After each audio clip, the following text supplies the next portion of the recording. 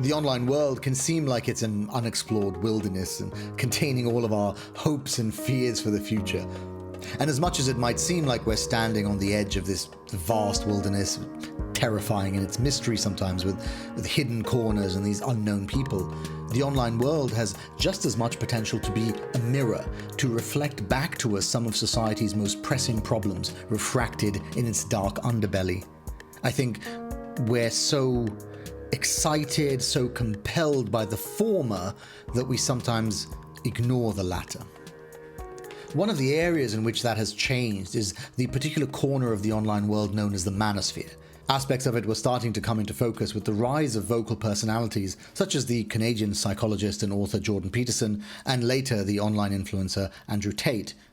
But recently, the conversation about these interconnected sets of ideas related to masculinity burst into the public consciousness with the release of the incredibly successful Netflix drama series Adolescence. This follows a teenage boy in the UK who, after falling into some of the Manosphere's darkest recesses, commits an act of extreme violence against a female classmate. Stories that reach levels of violence like that of Adolescence are still thankfully rare, but there's a vast swathe of young boys and young men who look at the conversations around modern masculinity and find more questions than answers. And that makes them fertile ground for those who offer certainty and clear answers, and whose vision of what masculinity should be is one that exists most, and as we'll hear, best, in that dark underbelly of modern society, the part we'd rather not think about. There are so many aspects to these conversations about modern masculinity, and I don't think working out the answers to some of these questions is something that can be done in just one episode of the podcast. But it's a conversation that needs to be had nonetheless, and that's why I brought on James Bloodworth, who's just brought out a new book, Lost Boys, A Personal Journey Through the Manosphere. James is no stranger to the darker corners of the online world. In his previous book, Hired, he spent 6 months undercover in an Amazon warehouse, exploring the other side of our insatiable demand for online consumerism. What I think is compelling about my conversation with him today is that while he doesn't shy away from calling out some of the Manosphere's thought leaders as opportunistic grifters, he also doesn't tar every single person who has ever come into contact with aspects of the Manosphere as a menace to society or a lost cause. That would be tough for him to do, as he had his own experience in the culture, as you'll hear. I'm Faisal Al Yafai. Here is this week's episode of The Lead.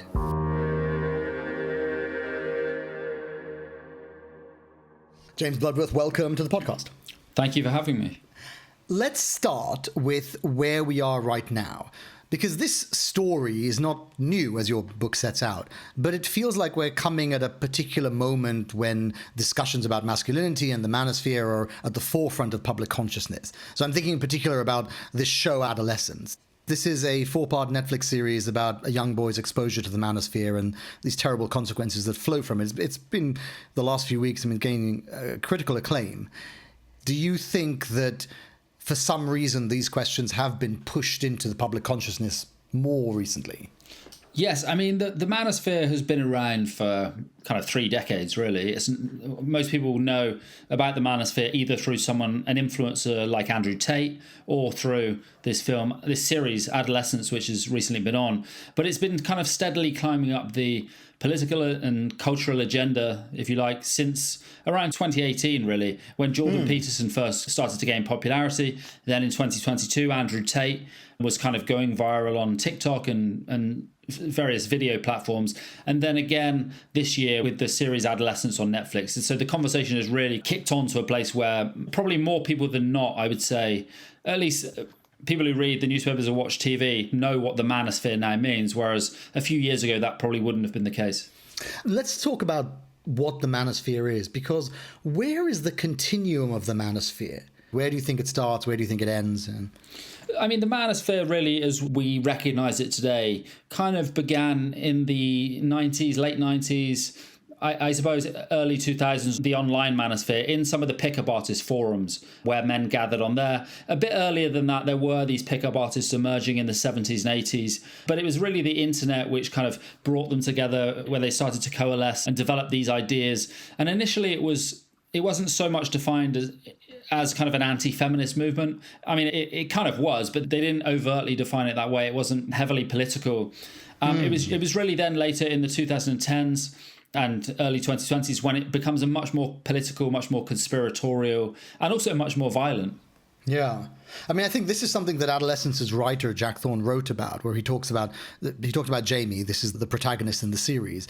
And he says he's not a simple product of the Manosphere. He's a product of parents that didn't see, a school that couldn't care, a brain that didn't stop him. And if you put 3,000 kids in the same situation, they wouldn't do what he did.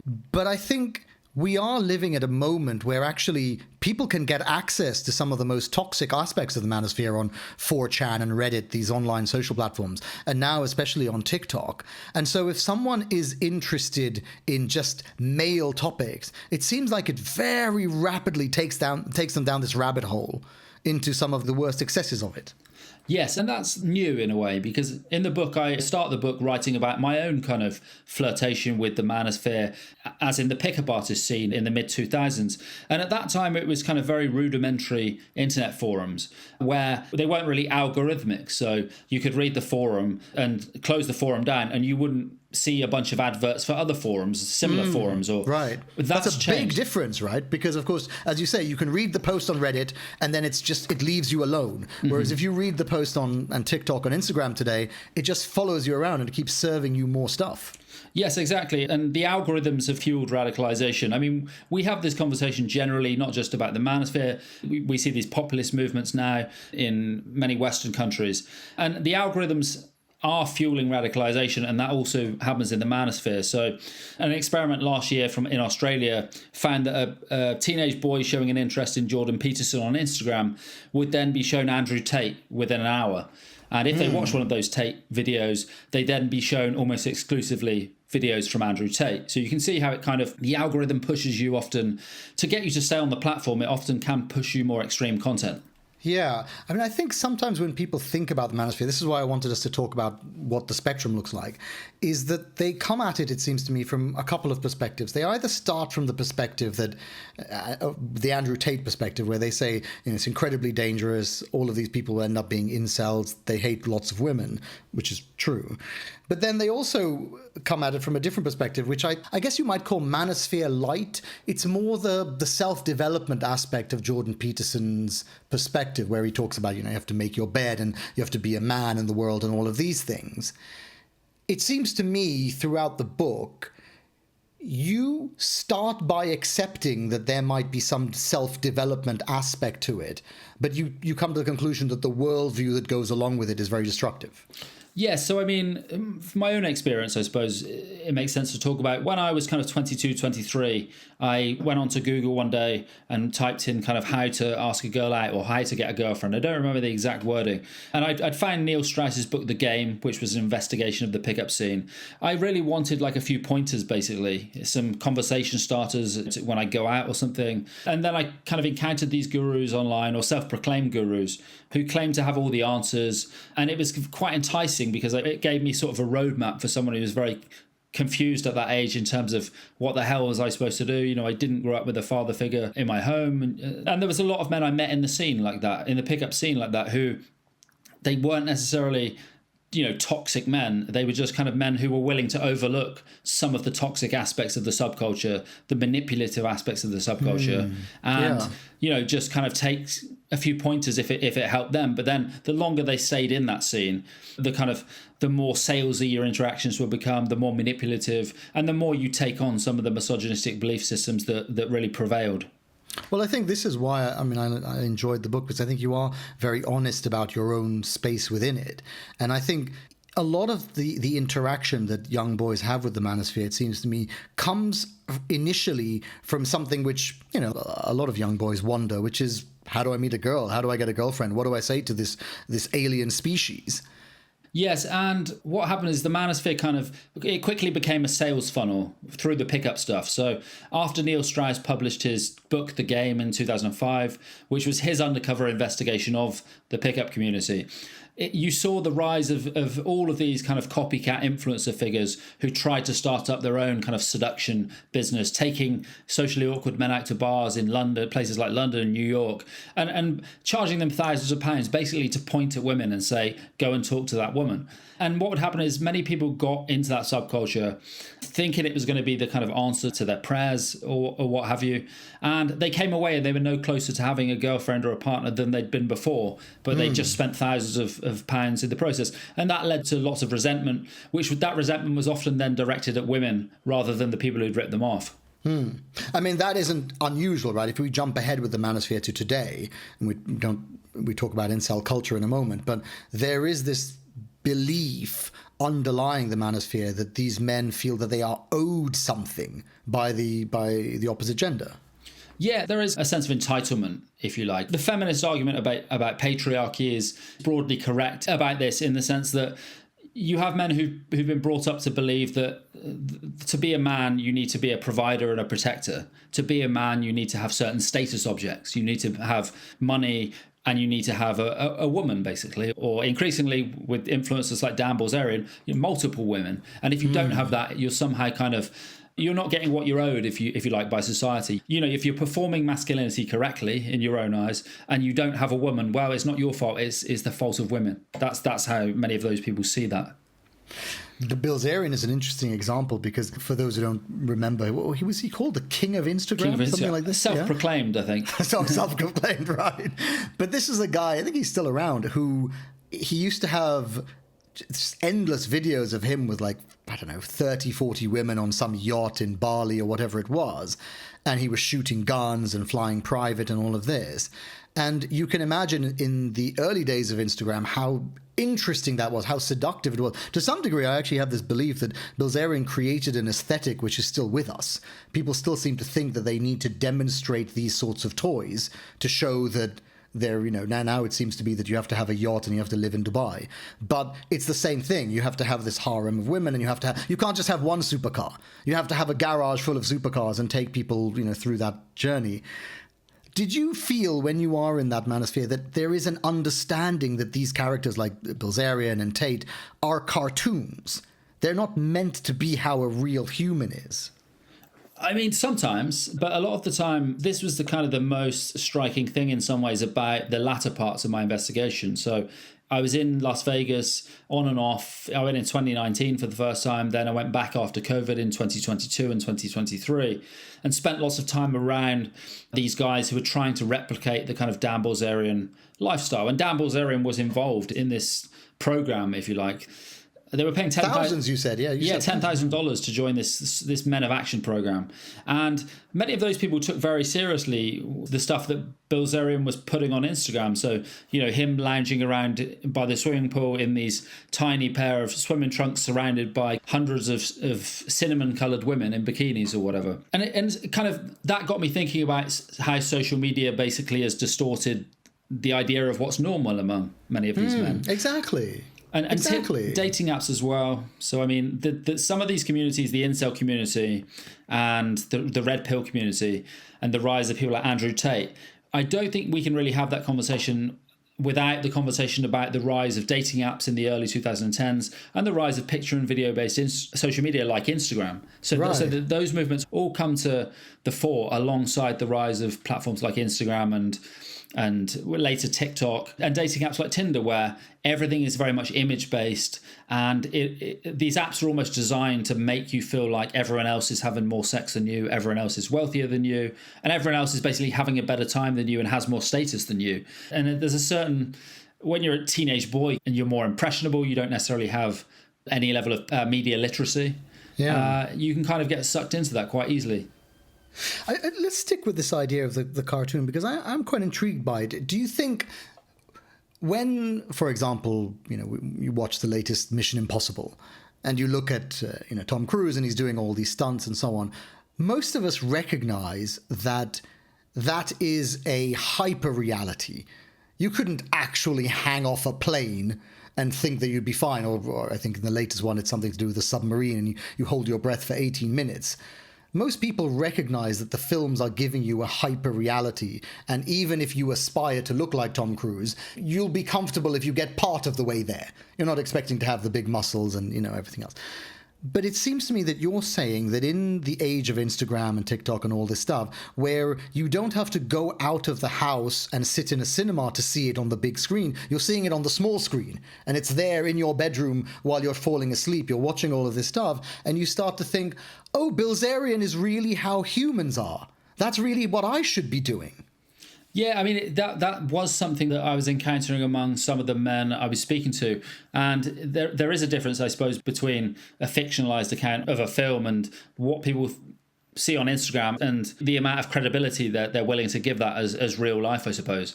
And the thing with Instagram was what it allowed the Manosphere influencers to do. They would point at some of the things on Instagram and they would create fear from it. So they would create this sales funnel by pointing at this stuff, pointing at Bilzerian and say, well, we're heading towards a future where men like Bilzerian are basically fucking all the women. And, if you don't pay £10,000 to join my course, you're going to be left behind as one of the surplus men. And they would constantly hammer on that.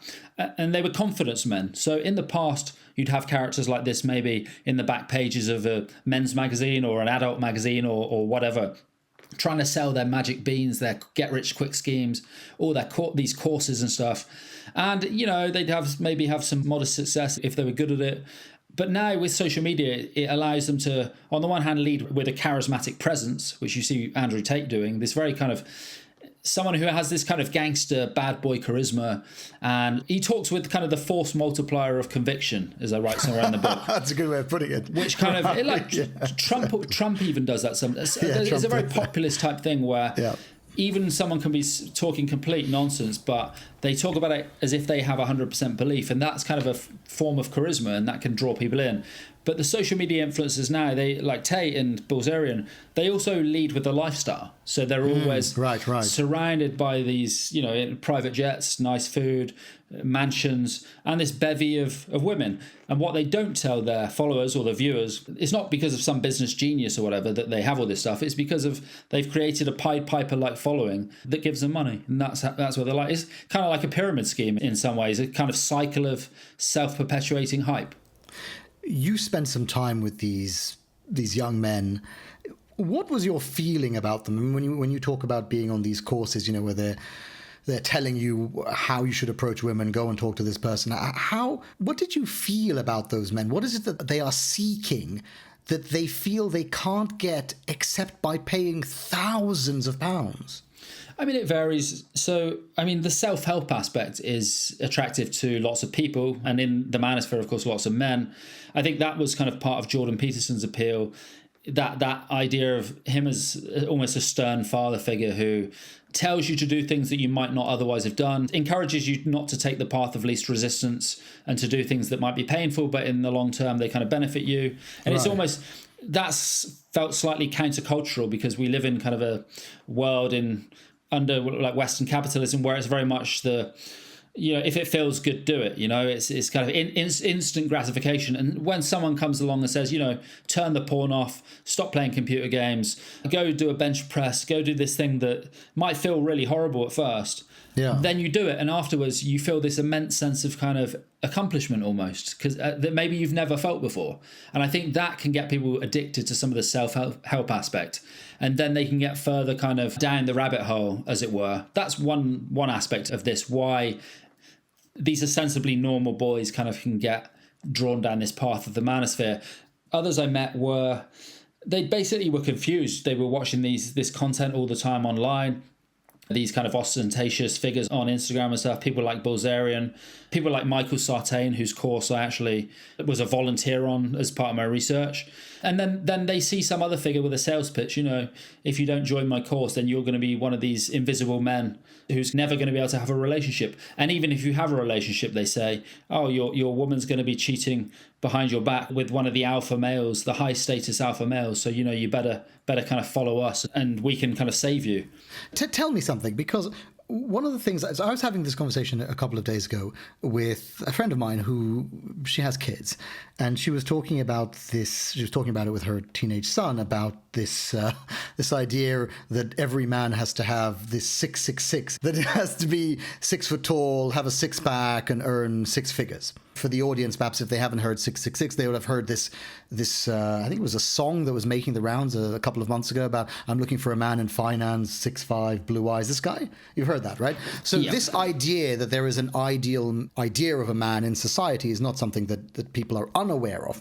The part that I'm surprised about, and this is what I was talking to her about, is that if your teenage son honestly believes that the only way to be a man and to have a girlfriend is to be 6 foot tall and have a six-figure salary and have a six-pack, have these teenage boys never walked out of their house and looked around and just seen that everybody is coupled up? People who are overweight, people who are underweight, people who are tall, who are short, who are poor, everybody is coupled up. So how do they maintain this idea that women only go to the elites, when if you absolutely walk out onto any public high street, you see that that is not true? Yeah, but if you walk out on any public high street now, are people looking around, or are they just looking down at their phones the whole time? Because that seems to be... The thing is, it's a very online thing. So if you spend all of your time on, say, social media or dating apps, it's much easier to start to believe those things, because Tinder, for example, is the most superficial dating app. It's kind of a catalogue of flesh. You kind of present yourself as a brand in a catalogue. And when people do that, they list these criteria of deal breakers or things that a partner must have. And, if you actually ask one of those people, all right, have you ever dated someone who doesn't have those things? They'll almost always say, yes, they have. Right. So the idea people have in their head, sometimes I think men and women, of what they want in a partner, these kind of criteria, you could meet someone who has none of those, but it's how they make you feel a certain way, then you can kind of disregard. Those things seem very arbitrary in that situation. Absolutely. That's everywhere. That's the case. That's the human experience. Yes, but I think if you spend so much of your time online, on dating apps, on social media, and you're not looking around you and seeing these men and women in normal looking men and women in normal relationships, it's very easy to come away with this sort of conspiratorial view almost, that only 20% of men, or even 10%, I heard sometimes, the so-called chads, hooking up with all the women. And the manosphere feeds this as well, because they will also say that, oh, well, those people who look like they're ostensibly in happy relationships, the woman's probably cheating on him behind his back with a so-called alpha male. So yeah, they have a financial interest in stoking this paranoia, which I think is endless paranoia that you can never be a normal human. You always have to stay in shape. You always have to stay rich. You always have to be ready because your woman is about to leave. What a strange transactional view of human relationships that is. Yes, it is, and it's kind of a form of hyper-capitalism in a way, because we think of like capitalism, I mean, it doesn't just cater to things that you actually need. It can sometimes create needs. I mean, that point can be exaggerated, I think, sometimes, but it does there are kind of the creation of needs. You need to buy this aftershave to get the chicks or whatever. Those adverts were on when I was younger, and you need to drive this car to present a certain image of success or whatever. And the manosphere gurus or the manosphere demagogues, they kind of dial that up and basically repackage old-fashioned gender norms and sell them back in this cartoonish way, that you need to buy this course to teach you how to carry yourself as an alpha male, and if you don't do that, then you're never going to find a partner. And they make that sales pitch in a social environment with social media, where it's become an easier sell, if you like, because people are seeing all these ostentatious lifestyles online. And they go on the dating app like Tinder, and it does seem very superficial. And it can create the idea in your mind that is how the world is now. You transpose that onto the real world. And, those of us who go out more, I'm 42 now, so I'm kind of a bit more old and cynical or curmudgeonly. You kind of, it's easier to see through that, but maybe not so easy if you're kind of a 14-year-old boy. Do you think that to some degree, this is your point about hypercapitalism, that the manosphere is really just the sharp end of the wider society? I was thinking about this. I was reading your book and I was walking back from somewhere and I saw an advert, exactly as you just described it, for a perfume with Chris Hemsworth, the guy who played Thor in the Marvel Universe. And I thought, how is that different to what you are talking about? It's exactly the same. You're presenting an unrealistic aspiration. Hemsworth is a very good-looking man, but I mean, he's a Hollywood actor, and he's saying, buy this relatively affordable perfume. And the implication is, if you buy this relatively affordable perfume, you'll be like me. Mm-hmm. How is that different from what you're talking about with the manosphere and online? Yeah, I do think it is a mistake to talk about the manosphere as if there's necessarily this clear demarcation between polite, respectable society and then all these like toxic men just in the corner, just completely separate from it. I mean, I think that's a mistake. So if you look at the content of people like Andrew Tate, his view of life is, at least the view he promotes to his followers, is to see life, everything is through the prism of being rich. So everything in life is about getting rich. Well, that's not a million miles away from the view that I think is promoted certainly in the United States and to a certain extent in Europe as well, and by certain politicians, that everything's about material wealth, making money. And we also live, I'd say, in a much more lookist society. So, I mean, especially today, when you look at, say, music or the film industry, almost everyone is really, really good, like fantastically good looking. And that doesn't really have anything to do with acting ability or musical ability.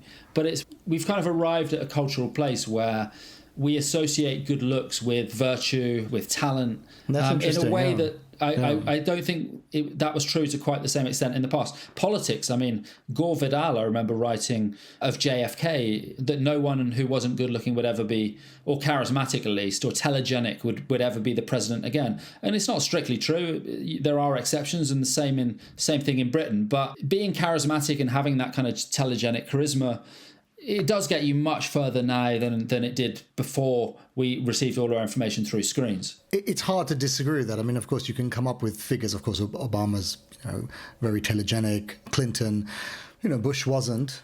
Trump, I suppose you'd have to admit, is.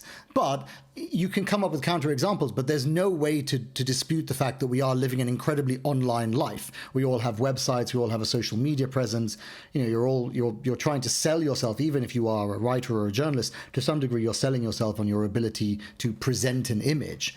And if you take that to its natural conclusion, you think about people who are young or teenagers or in their 20s, they would naturally say, well, if it matters to me to exude a professional presence online, why would it not matter, for example, to my love life to exude a certain kind of look in real life and online? Mm-hmm. Yeah, and there's also kind of this kind of branding, the way we're encouraged to present ourselves as brands online, but there's also kind of the body image stuff. So there's data from Meta, which is kind of in the public domain, showing that kind of they knew that teenage girls are feeling worse when they're spending lots of time on apps like Instagram, comparing themselves to these airbrush celebrities, etc.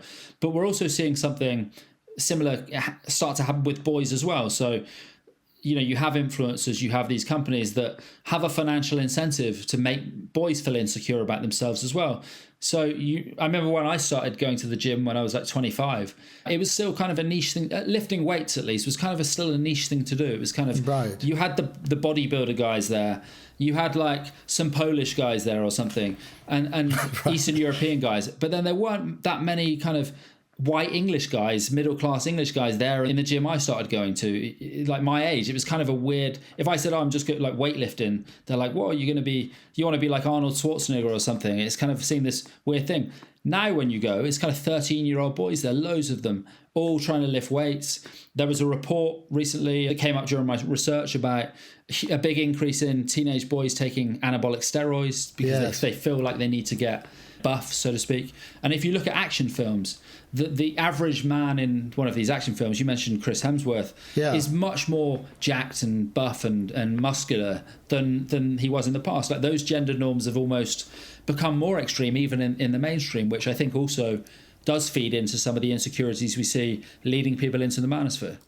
Yeah, that's very interesting. I think I saw a picture comparison of the various Supermans. And yes, yeah, exactly. When you look at the latest one, they're like incredibly jacked, like beyond what a normal human can be. but I suppose that makes sense because he's an alien. I'm wondering about when we talk about masculinity, I wonder if sometimes we are talking about a performance of masculinity. But I don't think it's just a performance as it pertains to someone like Bilzerian or Andrew Tate. I think to some degree we are all performing masculinity in the society.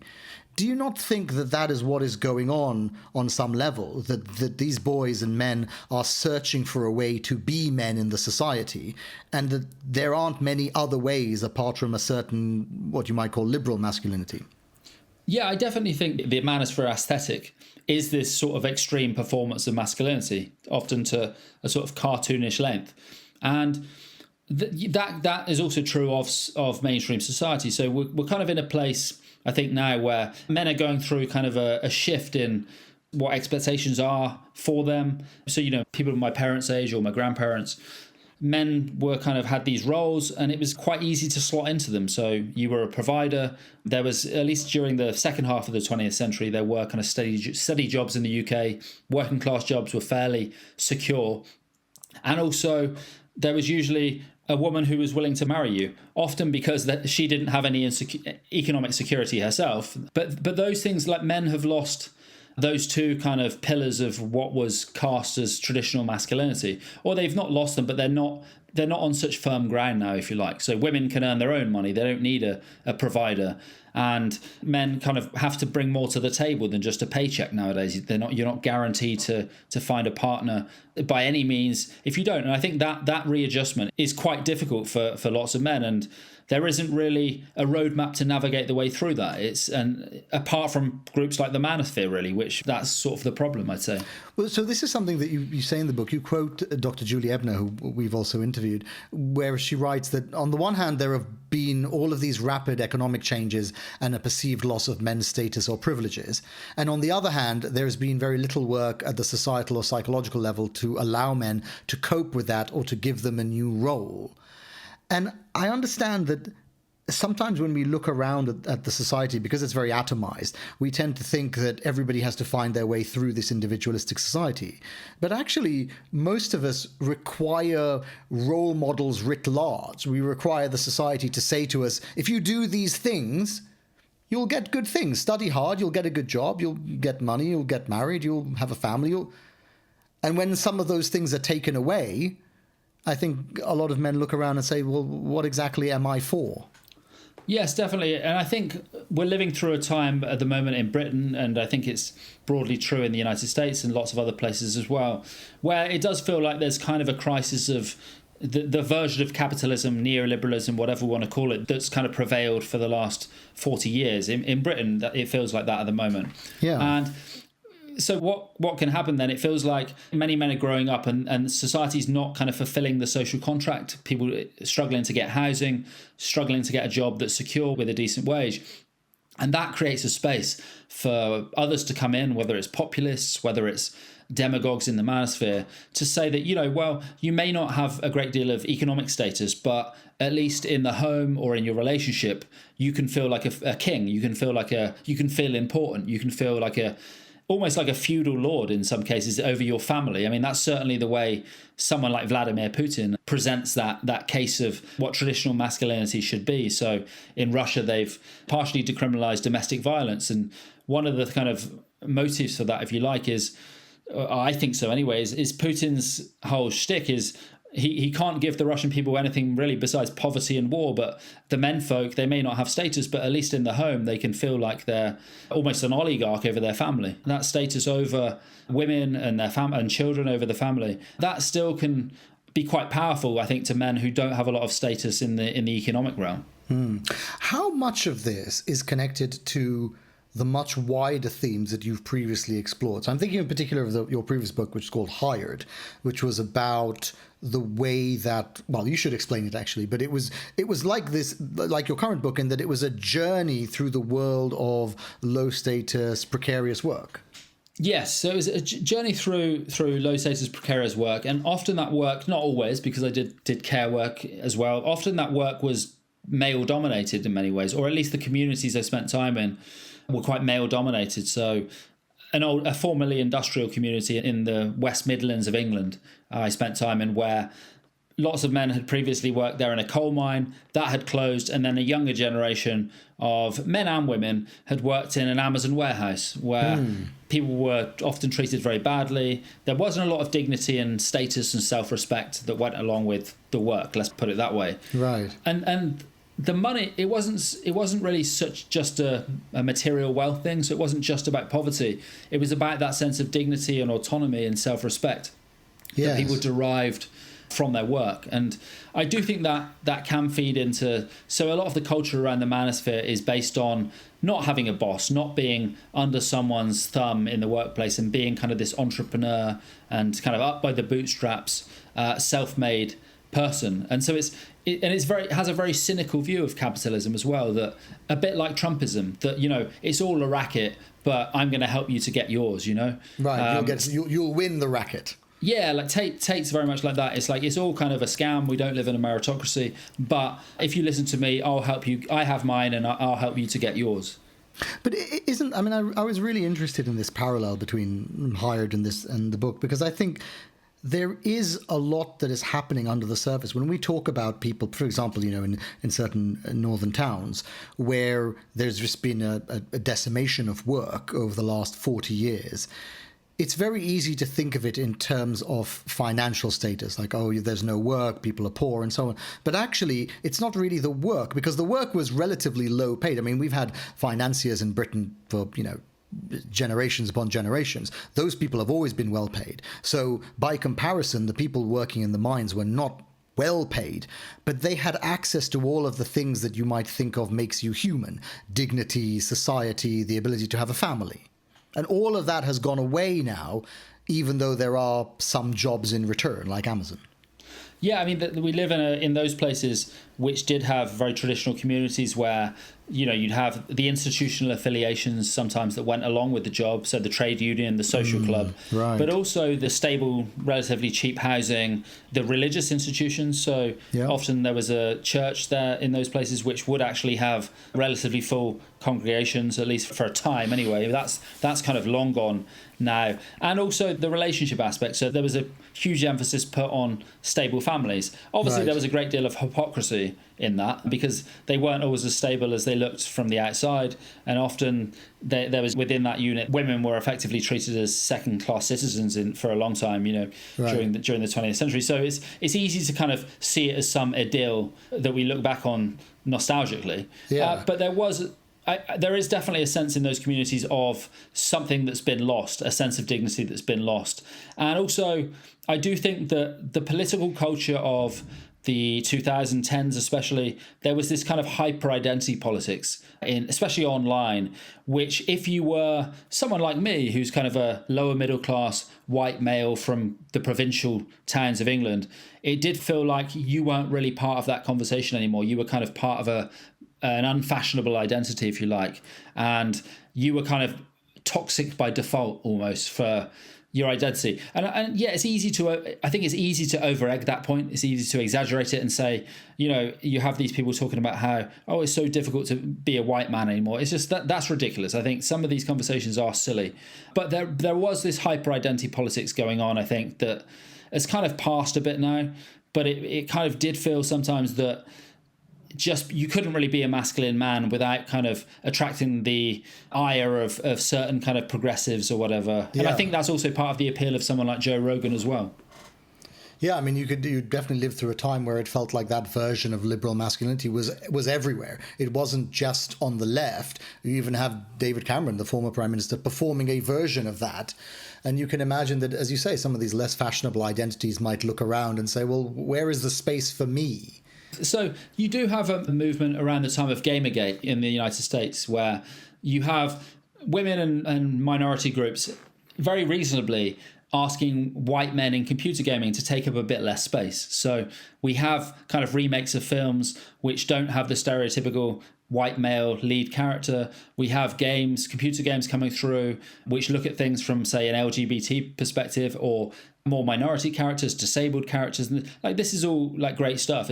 Representation is important, and you do start But you do start to see this backlash against that as well, which this kind of online right-wing backlash to, they called it at the time, to social justice warriors. But it is kind of this resentful backlash to white men being asked to take up less space. So there's kind of two things going on. On the one hand, there is this, what I would call quite reasonable resentment about a hyper-identity politics, but there's also a progressive politics which I would say is quite reasonable. If we say that there is a vacuum and that more needs to be done to stop these young boys falling prey to the influencers, what credible and crucially appealing alternative is being offered? So I would say, I suppose this goes into the question of role models. I would say that role models are really important on a micro level. So one of the issues we have in Britain at least, and I assume it's broadly similar in many other places, is we have a lack of male school teachers, for example. And in my own case, at least, one of the role models that helped me a lot when I was younger was having a really good male school teacher. So we're very quick to acknowledge the importance of representation when it comes to women. But I also think, it is important to acknowledge that representation it can be important for men too. In terms of bigger role models, though, I think there's a tension between, like, Andrew Tate's a role model. So I don't think we should necessarily encourage people to uncritically venerate role models. So you have areas of expertise people can talk about. So Jordan Peterson, maybe it's Jungian kind of psychology. But I wouldn't encourage people to see him as a role model where they want to take everything he has to say on the COVID vaccine, for example, seriously. Right, yeah. And the issue we have now is the way that influencers have replaced institutions in terms of the places we get information is there's a tendency to have these kind of celebrity figures, have these influencers where we take everything they say seriously. We take everything they say as if it's the kind of truth. That can certainly happen. And this can lead to these kind of 4-hour conversations on Joe Rogan where someone starts off talking about on their area of expertise and then they stray into all these other topics where they don't actually know much at all. And I think teaching critical thinking and media literacy, and it's not what you think but how you think, which is important, I think, sometimes. And I think conveying that to young people is just as important as saying they need more role models. That's a really interesting point, actually, because the Rogan one, because it is kind of built into the fabric of podcasts that if you're talking to somebody for 3 hours, you're probably going to stray onto topics that the people don't know very much about. Yes, definitely. And I think I don't necessarily think that's anything wrong with that because that does happen in any sort of long conversation. But I think teaching people to approach these individuals who maybe have a lot of clout and social proof online, to treat them with kind of a critical eye, to keep their critical faculties alive to what they're saying instead of just simply taking it as read almost as taking it seriously just because they have a lot of clout online. Because I think we're moving in that direction a bit now where role models can just mean an influencer with lots of social proof, lots of likes and follows and tributes online or whatever, but they're not necessarily an expert in that field. Let's end on where you end, which is on this kind of alarming note. You write that by the time you came to finish writing the book, you were ready to leave the Manosphere behind for good. But you say, this is a quote, you hadn't reckoned on the possibility that the Manosphere might not be done with you. And that's because now the American president, and occasionally touted as the leader of the free world, is talking about the benefits of the Manosphere from this large platform. So we seem to be living to some degree in this era of the Manosphere, or at least where some of the messages of the Manosphere are reaching the highest offices. Yes, I mean, so J.D. Vance, the vice president, has described himself as red-pilled previously. Donald Trump's a hero to many of the men in the Manosphere. He's seen as kind of this alpha male, and in Trump's behavior, he's always trying to dominate those around him. Yeah. And the Manosphere, the thing with my journey writing the book was, when I started out, I almost expected the Manosphere to not be such a big thing when I finished the book, but it's become much more mainstream over the course of that journey. So, I mean, Roe versus Wade in the US being overturned. You have some members of the Trump administration gunning now for no-fault divorce. You have 83% of British boys aged 13 to 15 have heard of Andrew Tate, and a quarter have a positive view of him. You have reports from school teachers saying that young boys are quoting Tate in class to them and, saying misogynistic and insulting things to them, like verbatim from things that Tate has said. I mean, And yeah, you have the oligarchs as well, like Mark Zuckerberg and Elon Musk talking about, Zuckerberg talking about more masculine energy is needed in the workforce, and Elon Musk tweeting about how America should be a republic of high status alpha males. You just see this kind of discourse coming into the mainstream. Yeah, I mean, it's very easy to laugh at people like Zuck and the others. But you see that all of them, Bezos, Zuck, and Elon Musk, and I think probably others as well, they've kind of built up their bodies now. They kind of have this, this look of being very muscular. And I think what that maybe tells you is that even for people like them, who are at the apex of a very important industry, and of course incredibly wealthy and powerful, that's not enough. They're still leaning into a certain type of performance of masculinity. So it speaks to kind of a vibe shift where, yeah, you have these figures who are very materially wealthy, but they feel like to be cool, they have to lean into this stuff that they're doing. And where does much of that stuff come from? Or where does it at least overlap with? It's the manosphere. So I would say that it's definitely become a lot more mainstream since I started the book, and certainly since I first made my own forays into the manosphere back in like 2005, 2006. James Bloodworth, thank you very much. Thank you very much for having me.